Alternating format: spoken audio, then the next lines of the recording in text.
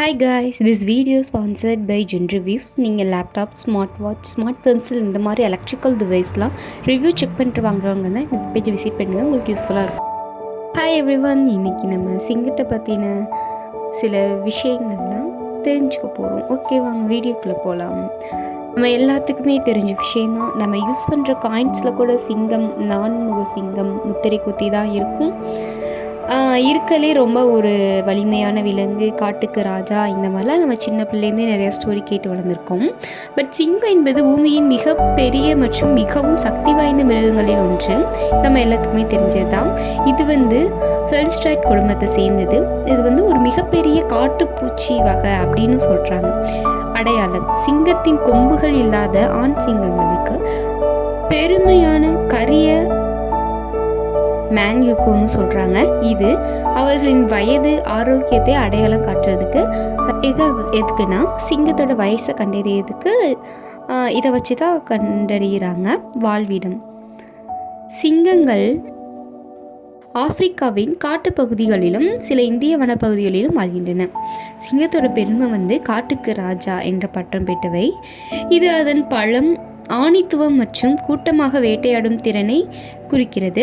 சிங்கப்பெண்: பெண் சிங்கங்கள் கூட்டமாகவே வேட்டையாடி உணவு தொகுப்பை மேலாண்மை செய்யும்.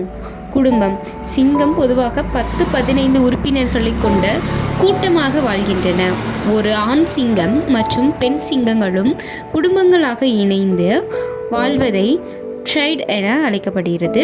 விலங்கோட இயல்பு சிங்கம் நாளில் பெரும்பாலான நேரத்தை ஓய்வெடுப்பதிலும் சூழலுடன் ஒப்புக்கொள்ளவும் செலவிடுகிறது. உணவு: சிங்கங்கள் கர்னிவோர்கள் ஆக இருப்பதால் மான்கள், கன்றுகள், சுருக்கிகள் போன்றவைகளை வேட்டையாடி உண்கின்றன.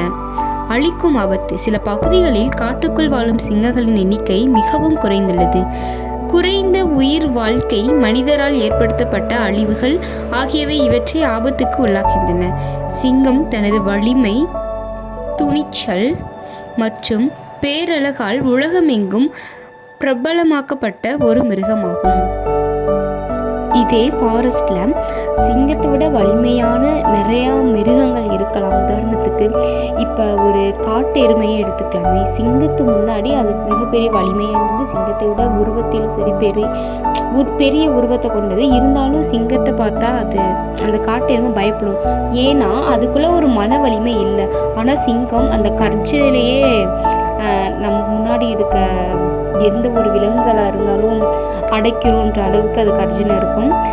ஸோ சவுண்டை விட்டாலே எல்லோரும் அரங்கமே அதிருண்டான்ற மாதிரி காட்டில் சிங்கம் சவுண்ட் விட்டாலே அங்கே இருக்க எல்லா விலங்குகளும் ஆஃப் ஆயிடும். ஸோ இது அந்த சிங்கத்தோட மன வலிமை தான் அது காட்டுக்கு ராஜாவாக இருக்க ஒரு பெரிய முதுகோலாக இருக்குதுன்னு சொல்கிறாங்க. So thank you.